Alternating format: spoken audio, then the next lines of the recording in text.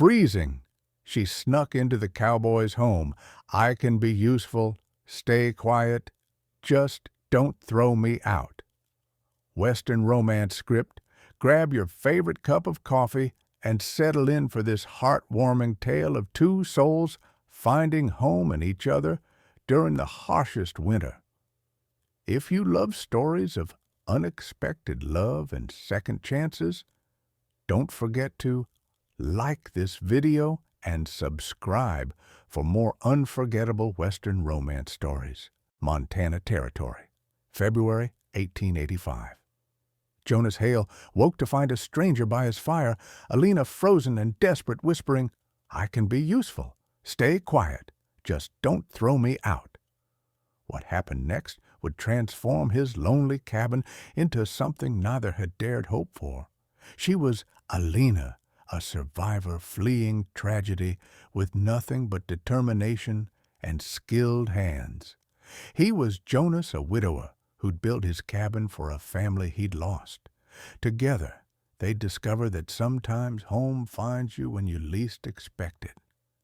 Their love would grow slowly through one brutal Montana winter built on mutual respect and shared survival. Together, they'd prove that the strongest foundations are laid by people brave enough to trust again after losing everything. Montana Territory in 1885 remained unforgiving wilderness, where winter survival required complete self-sufficiency and harsh weather could isolate homesteads for months. Single women faced particular dangers, traveling alone with limited options for protection beyond their own resourcefulness and the uncertain mercy of strangers.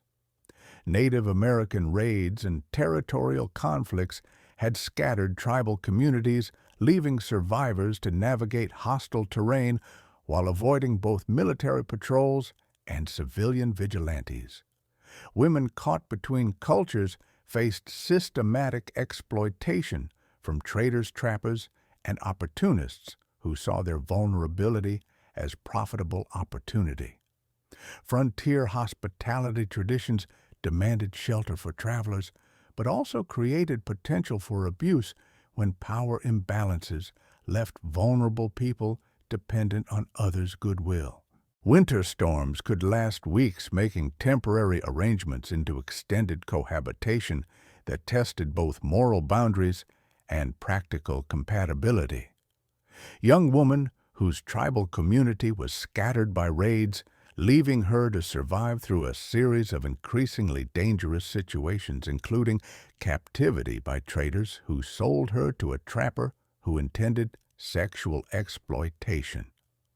Her escape during winter represented desperate choice between probable death from exposure and certain abuse from continued captivity. Her survival skills, cooking, sewing, woodcraft, provided currency for negotiating temporary safety, while her wariness reflected hard-learned lessons about masculine promises and protection that came with unwanted obligations. Her previous marriage and loss of husband and child had taught her about love, while current circumstances demanded focus on survival over emotional vulnerability. Her offer to work for shelter demonstrated pragmatic understanding of frontier economics, while her insistence on clear boundaries showed determination to maintain agency despite desperate circumstances. 35-year-old widower, whose wife and child had died during harsh winter, leaving him isolated by grief and practical necessity of maintaining remote homestead alone. His cabin, built to accommodate family, served as constant reminder of hopes that had been destroyed by loss. His immediate acceptance of Alina's presence reflected both frontier hospitality code and recognition of shared humanity that transcended social conventions about propriety. His careful establishment of boundaries showed respect for her autonomy, while his growing attraction forced confrontation with emotions he'd thought permanently buried. His patient approach to rebuilding trust and relationship possibilities demonstrated character, matured by loss rather than broken by it. Their relationship began with radical power imbalance, she desperate for shelter, he controlling access to survival, requiring careful navigation to avoid exploitation while building genuine partnership. External challenges included winter isolation, potential return of dangerous pursuers, and eventual community judgment about their arrangement. Internal obstacles involved overcoming trauma from their respective losses while learning to trust again after experiences that had taught both to protect themselves through emotional distance.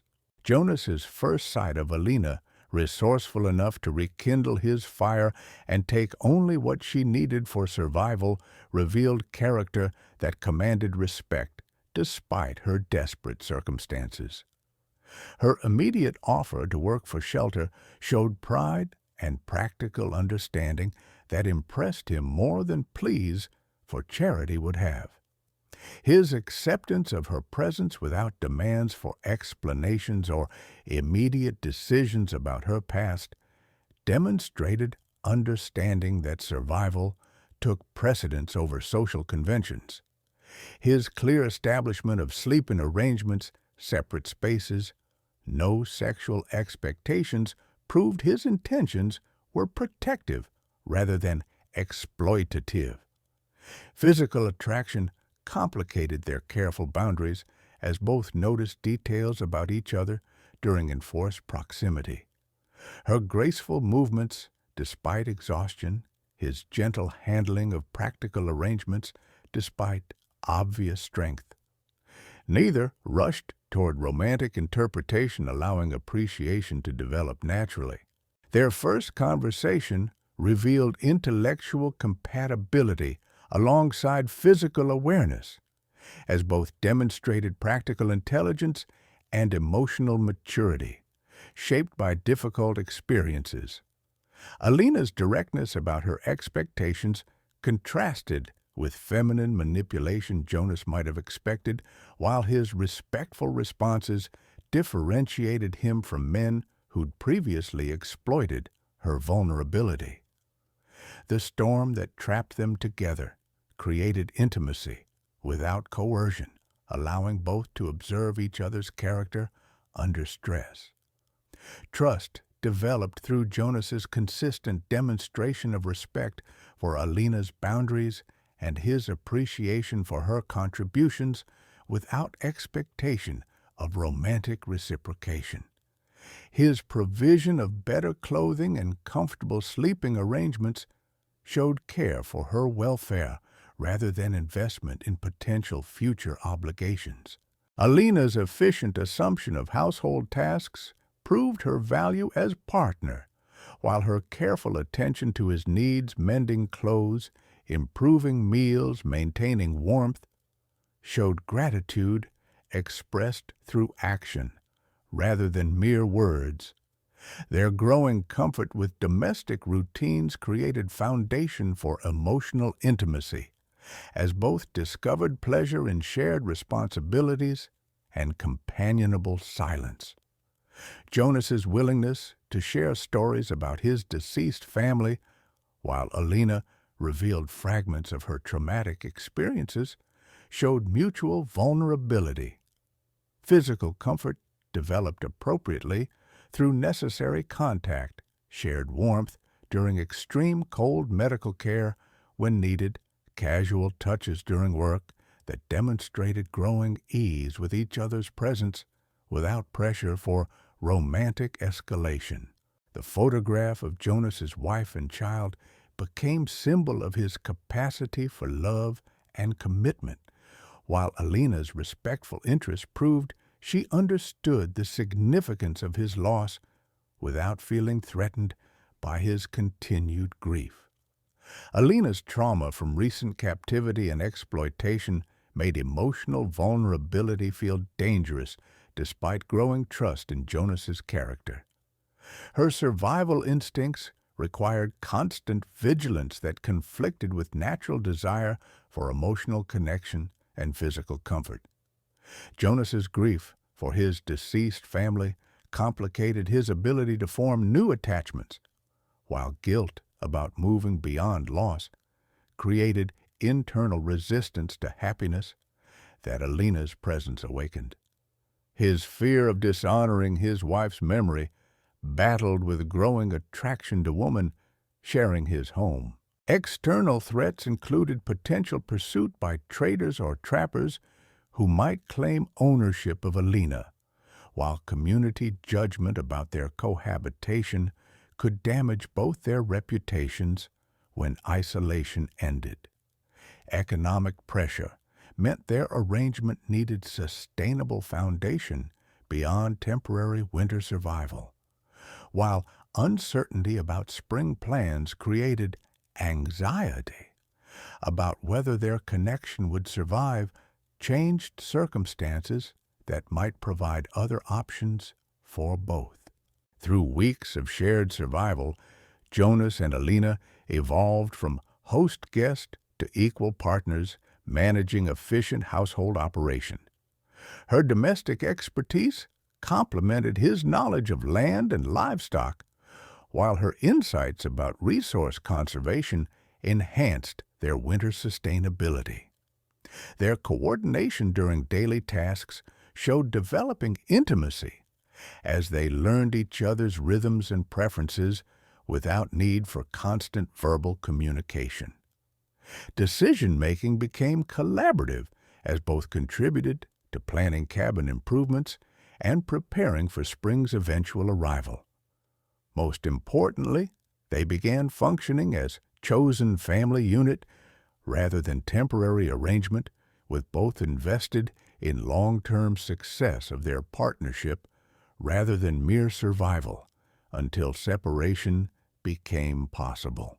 The turning point came when Jonas admitted he couldn't bear the thought of Alina freezing, revealing that his care had evolved beyond mere hospitality to genuine emotional investment in her welfare.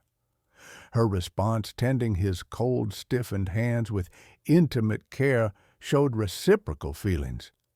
Their conversation about his deceased wife and child, followed by Alina's declaration that she wanted to start again, opened door to romantic possibilities both had been carefully avoiding.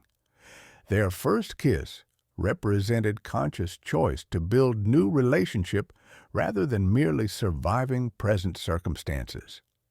This emotional breakthrough acknowledged that practical partnership had become foundation for deeper connection neither had expected but both desired. Physical connection progressed through meaningful touches that reflected growing emotional intimacy while respecting boundaries that trauma and loss had made necessary. Their sharing of sleeping space evolved from survival necessity to chosen closeness that provided comfort rather than mere warmth. Jonas's gift of better shirt represented symbolic acceptance of Alina as permanent presence rather than temporary guest, while her acceptance showed willingness to belong rather than merely exist in his space. Their physical relationship developed through domestic intimacy, caring for each other during illness, sharing warmth during storms, casual affection during daily activities that built natural progression toward deeper connection based on trust and mutual care. Spring's approach brought anxiety about outside world's return when their winter isolation ended. Community judgment about their cohabitation threatened both their reputations, while questions about Alina's background could create legal complications if authorities investigated her status or previous captivity. Economic pressure mounted as their informal arrangement needed sustainable foundation beyond winter survival.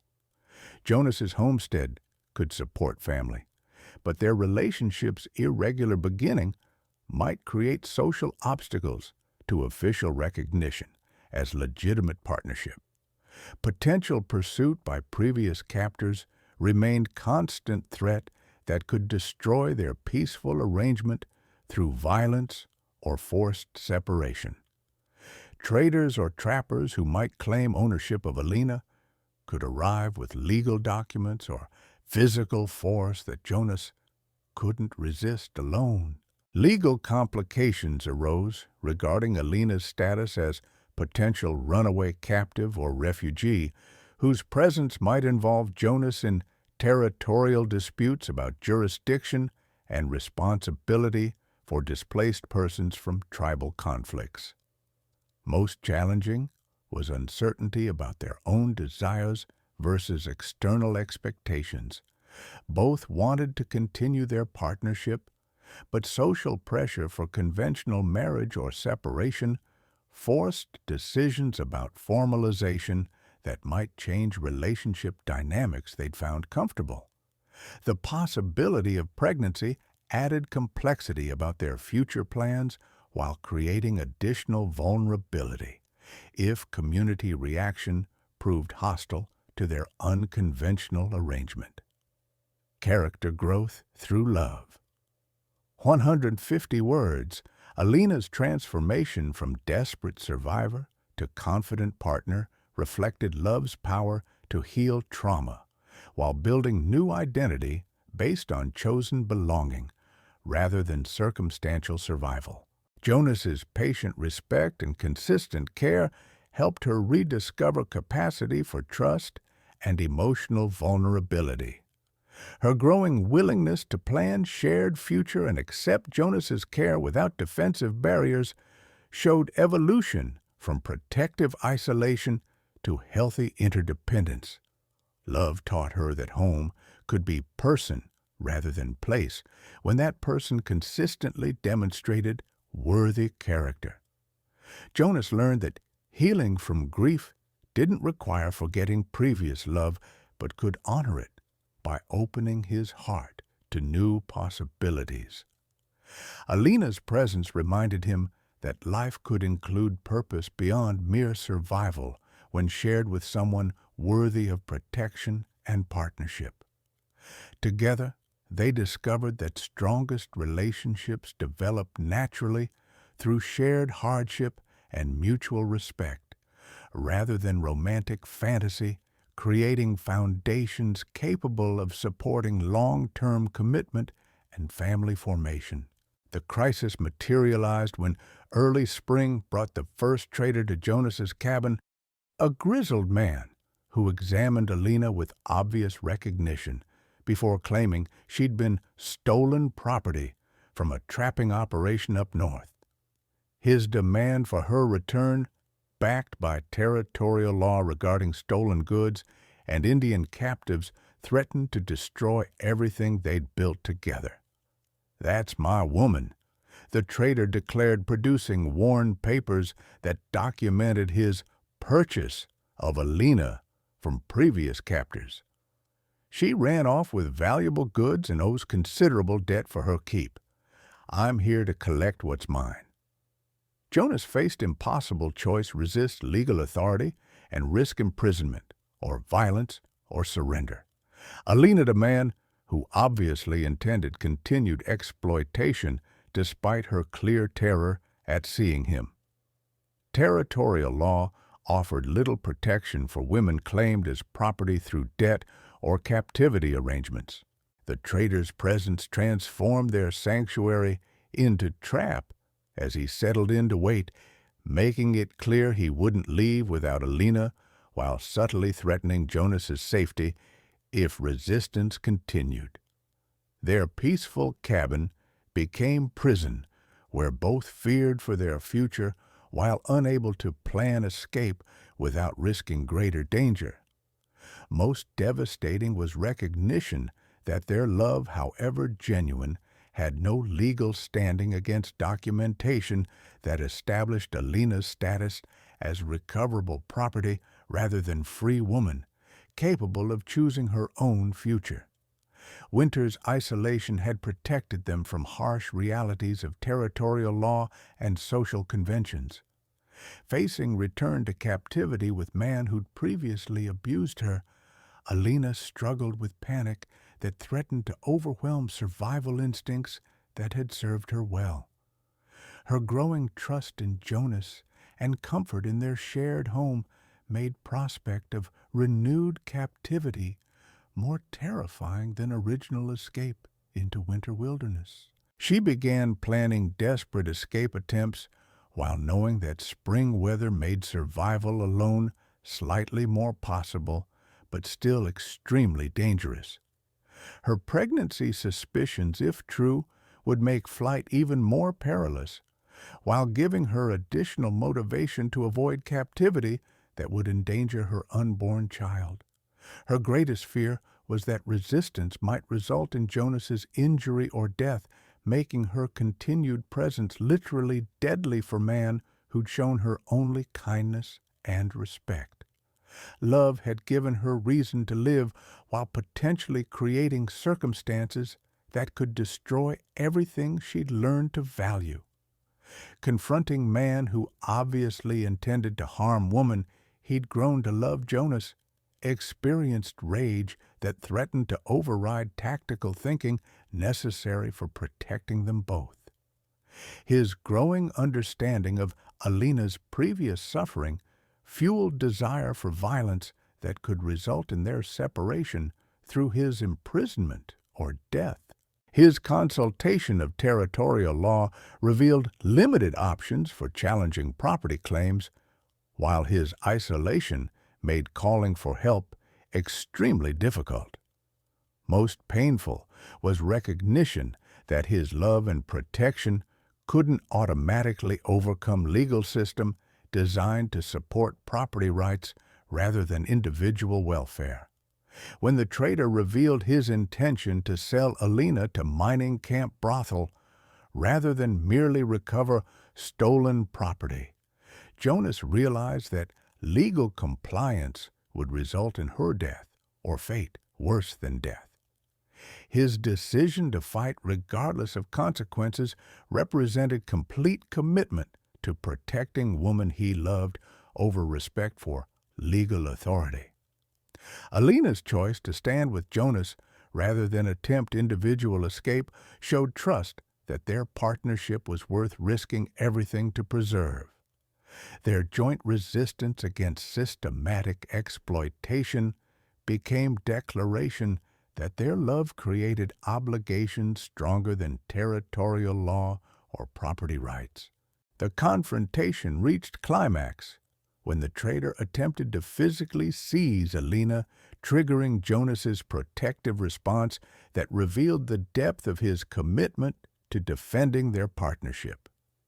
Standing together in their cabin doorway, they presented united front against exploitation disguised as legal authority.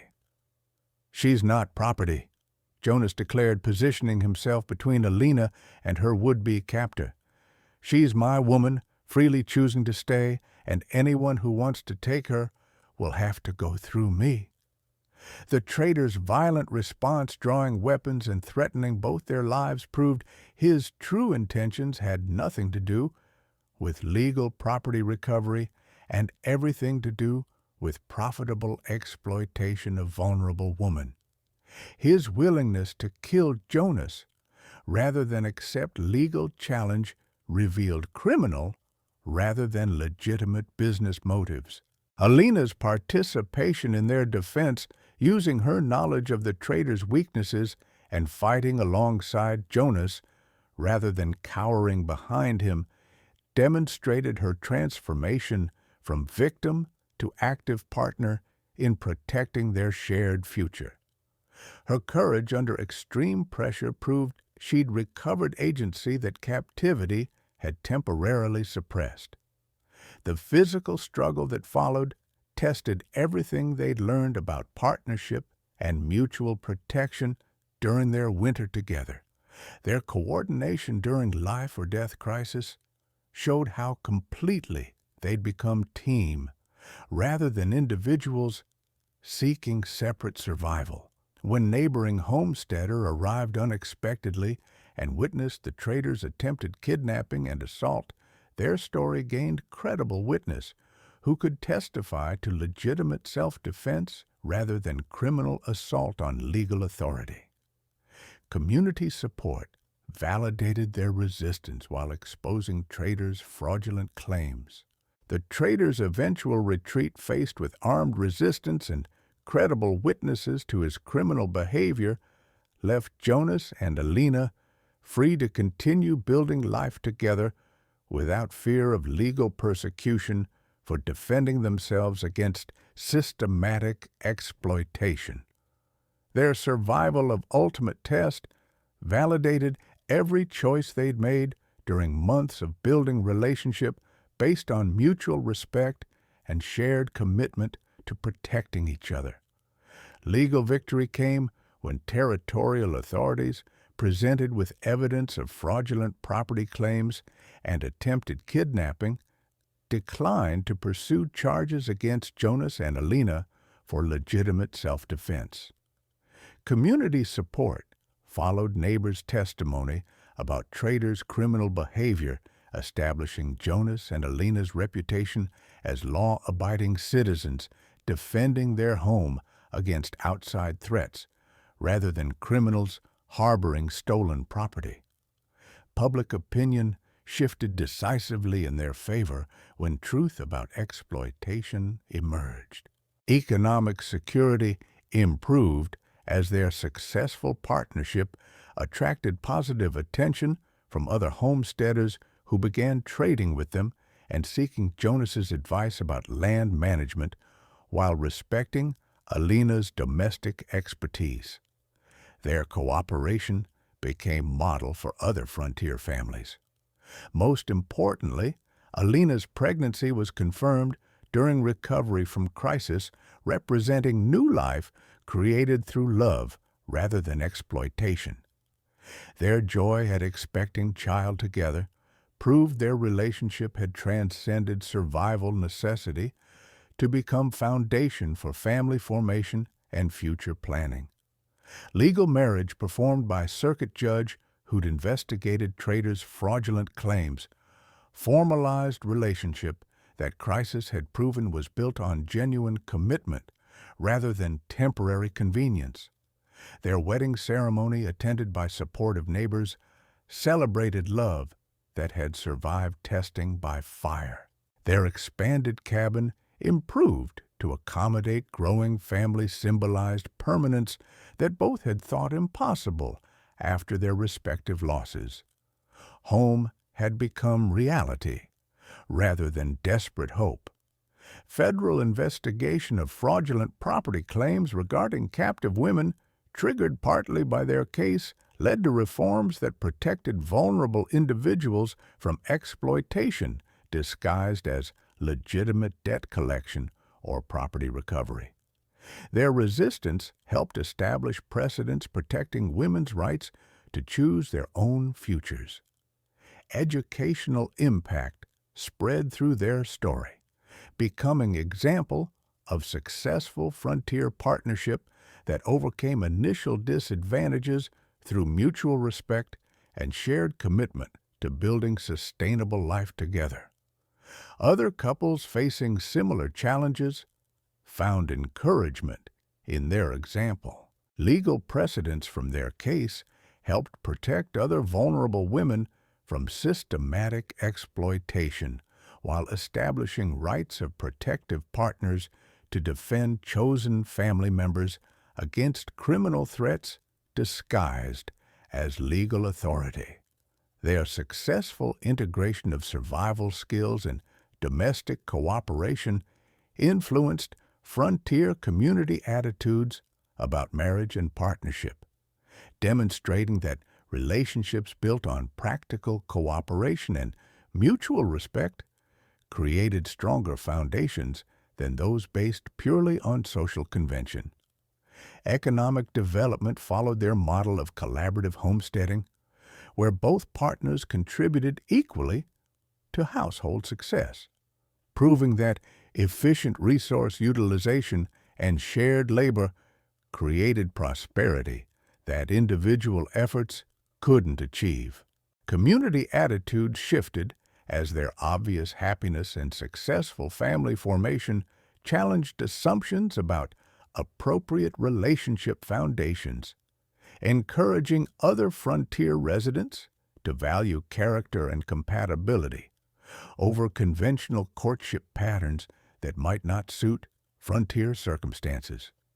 20 years later, their homestead had become center of thriving community, where their example of inclusive cooperation and mutual support had influenced development of more egalitarian social structures than typically found in frontier settlements.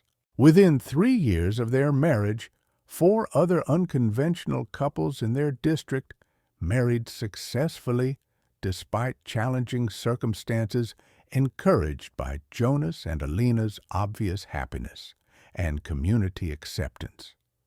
Their example proved that relationships could thrive when built on mutual respect rather than mere social convenience. Their homestead became informal refuge for travelers in distress, offering temporary shelter and practical advice about frontier survival, while demonstrating that hospitality could coexist with appropriate caution about personal safety and family protection.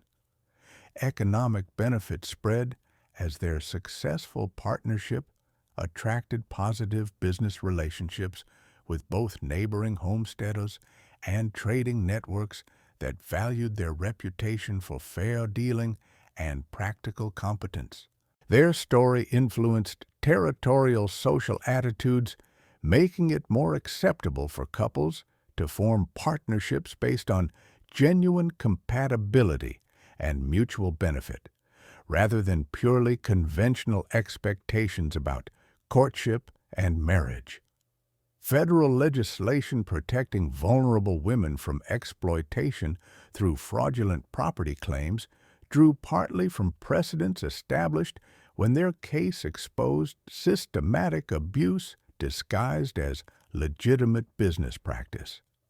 Their resistance helped establish framework for protecting individual choice against systematic exploitation. Educational programs based on their partnership model influenced territorial policies regarding frontier family formation, demonstrating that marriages built on practical cooperation and mutual respect created stronger communities than those based purely on social convention. Their successful relationship challenged legal assumptions about women's capacity for independent choice, while establishing precedents protecting chosen relationships from interference by those claiming prior ownership or authority over vulnerable individuals. Community development patterns shifted toward more inclusive approaches that valued individual contribution and character over conventional social credentials, helping create stronger settlements based on mutual support rather than rigid hierarchical structures that excluded or exploited vulnerable members. Their story became teaching example about recognizing and resisting systematic exploitation while building authentic relationships based on genuine mutual benefit rather than exploitation disguised as protection or authority. Their marriage evolved into legendary partnership characterized by complete mutual support and shared commitment to building life based on authentic values rather than social expectations imposed by others. Both became examples of how people could overcome traumatic histories through patient love and consistent respect. They raised 6 children who grew up understanding that family bonds are created through choice and commitment rather than mere circumstance, while respect for individual agency enhances rather than threatens family strength and stability. In old age, they remained devoted couple whose partnership continued inspiring others about possibilities for genuine love. True love begins with recognition of another person's worth, and dignity then grows through consistent demonstration of respect and commitment to mutual welfare. The strongest relationships are built by people who choose each other freely and protect that choice against all challenges.